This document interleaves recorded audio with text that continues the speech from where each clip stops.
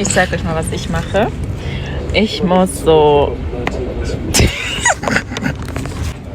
das, was ich mir so für die Fahrt vorgenommen habe, das sind unterschiedliche Typen von Trauma.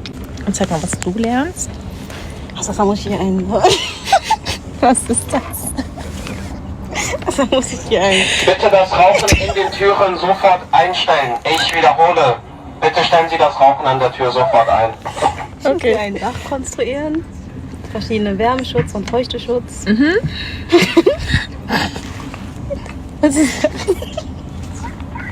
Ich muss mir ein Tor einwerfen nächste Woche. Okay. Fachwerke brechen. Alles für die Fahrt. Die 3 Sachen.